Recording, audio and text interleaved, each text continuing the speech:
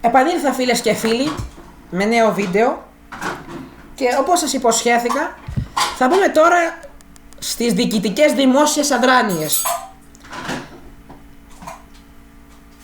Πρώτα θα ξεκινήσω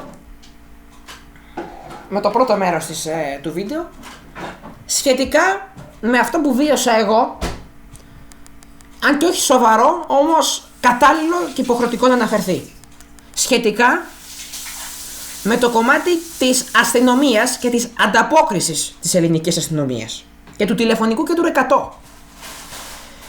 Δυστυχώς, πριν από λίγες ημέρες λάβαμε ένα τηλεφώνημα το οποίο δήθεν απάτη, κανένα παλιόπαιδο της συμφοράς θα είναι, καμιά τρελή.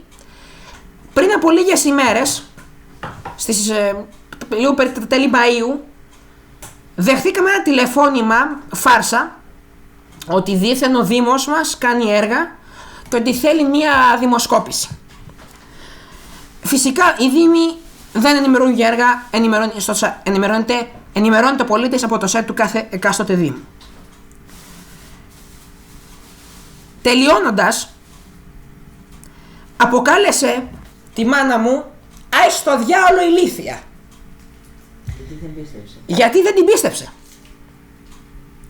Εγώ αυτό που έχω να πω σε αυτό το νούμερο είναι να πάει στο διάολο εκείνη και το σόι της μαζί. Και αυτή και το σόι της μαζί. Και όσοι από πίσω το διαπράγουν, να πάει στο διάολο και να εξαφανιστεί. Να εξαφανιστεί από το τηλέφωνα. Και τέτοιοι αλήτες που τρομάζουν τον κοσμάκι θα πρέπει να είναι στα κάτεργα. Τόλμησε αυτό το νούμερο να στείλει στο διάλογο τη μάνα, να πάει στο διάλογο εκείνη και όλη της το σόι. Στο στόμα μου, την οικογένειά μου, όποιος την πιάνει θα έχει θέμα. Ενημερώνω, δεν απειλώ. Πάμε παρακάτω. Λίγο μετά λοιπόν αποφάσισα και ενημερώνοντας τους γονείς μου να ενημερώσω την αστυνομία για το συμβάν. Αυτή ήταν η δεύτερη φορά, θα σας πω και την πρώτη, μια άλλη περίπτωση που ήταν πολύ πιο νωρίς. Πήραμε λοιπόν την άμεσο δράση, τον τηλεφωνικό κέντρο 100. Περίμενα και υπέθετα ότι κάποιος ή κάποια υπάλληλος αστυνομίας, όπως υποχρεώνεται από τον νόμο αμέσως να απαντήσει και να δώσει και να δηλώσει θέση που σηκώνει από το τηλεφωνικό κέντρο, τόλμησε λοιπόν η αστυνομία, η ελληνική αστυνομία, την οποία πληρώνουμε για να μας φυλάει και δυστυχώς δεν υπάρχει, αλλά ξέρει να φυλάσει κυβερνητικά στελέχη, έβαλε ταινία. Παρακαλώ, περιμένετε, είστε σε γραμμή προτεραιότητας. Αυτή είναι η αστυνομία. Μισή ώρα. Δύο προσπάθειες, γιατί 2 φορές προσπάθησα να επικοινωνήσω με το κέντρο της ελληνικής αστυνομίας, δεν το σήκωνε κανένας, μου είχε μια βλακώδης ταινία.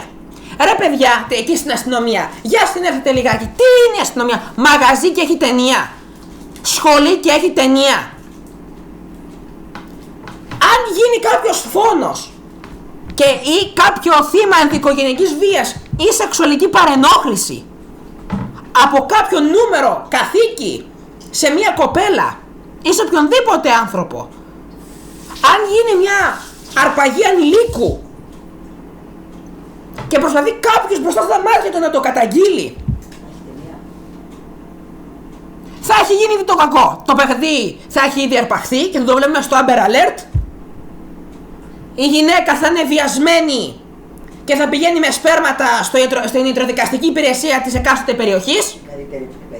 Έτσι. Και μετά στη χειρότερη, όχι ότι όλα αυτά είναι καλά, για να το ξεκαθαρίσουμε έτσι, γιατί όλα αυτά είναι σοβαρά πράγματα. Στη χειρότερη των χειροτέρων, γιατί όλα είναι χειρότερα, να βλέπουμε σκοτωμένη την κοπέλα ή το κάθε άνθρωπο. Και αυτό από αναισθησία της αστυνομίας. Μήπως λοιπόν θα πρέπει να μαζευτεί ένα ψήφισμα Και ένα τεθεί ερώτημα στην αστυνομία, γιατί υπάρχει γραμμή προτεραιότητας. Δεν είσαι σούπερ μάρκετ, δεν είσαι μαγαζί. Είσαι δημόσιος φορέας, έχεις ευθύνη να προστατεύεις τον πολίτη και να τον υπηρετείς. Όπως επιτάσσει το καθήκον σου και το λογότυπό σου. Σε πληρώνω για να προστατεύεις. Είσαι υπάλληλός μου. Γι' αυτό είσαι υποχρεωμένος, ανεξάρτητα αν έχεις τσέλμες, να υπηρετείς τον πολίτη. Όταν εγώ σου σκάω με τους φόρους μισθό, γιατί από εκεί τρως.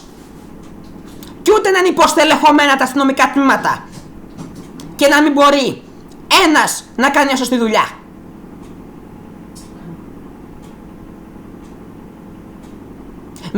Μήπως θέλετε να αναφερθώ και σε ένα άλλο γεγονός? Όταν ήμουνα σε σχολή και είχε έρθει αυτός ο βρωμόσπορος που λέγεται Ερντογάν, γιατί για μένα η Τουρκία συνιστά ένα ιό, ένα μικρόβιο για την Ελλάδα. Και πήρα την αστυνομία προκειμένου να μάθω αν θα κλείσουν οι σταθμοί του μετρό, για να μπορώ να πάω στη σχολή μου, γιατί είχα μάθημα εκείνη την ημέρα και μάλιστα με κρύο και βροχή, ισχυρή βροχή, δεν το σηκώνανε. Ταινία. Ποιο ήταν το αποτέλεσμα?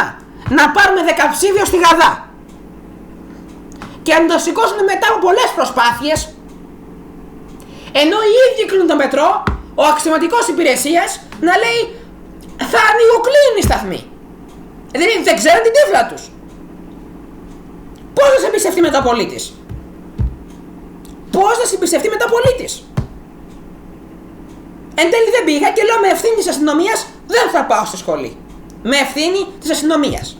Και όχι μόνο αυτό, στην τελευταία περίπτωση στις 28 Μαΐου, γιατί αυτή ήταν η ημερομηνία, ώρα δεν θυμάμαι, αλλά ήταν 28 Μαΐου, έτσι. Λοιπόν, τι έγινε? Αναγκαστήκαμε να πάρουμε τηλέφωνο το τοπικό αστυνομικό τμήμα και να ενημερωθεί ο αξιωματικός υπηρεσίας, ο οποίος ελάχιστα είναι από τους ελάχιστους που το σηκώσανε. Γιατί υπάρχουν και εξαιρέσεις. Να είμαστε ειλικρινείς. Υπάρχουν και έτοιμοι αστυνομικοί.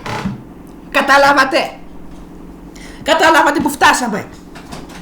Το 100 να καταντήσει μαγαζί με ταινία. Δεν τρεπόμαστε λιγάκι? Έλεος. Μαζευτείτε λίγο σε αυτή τη χώρα και κάντε μια σωστή δουλειά. Εγώ σας πληρώνω. Θα επανέλθω με βίντεο σχετικά με το ΕΚΑΒ, γιατί και αυτά που είδα φίλες και φίλοι ήταν πραγματικά απίστευτα. Θα επανέλθω με νέο βίντεο. Ευχαριστώ πολύ.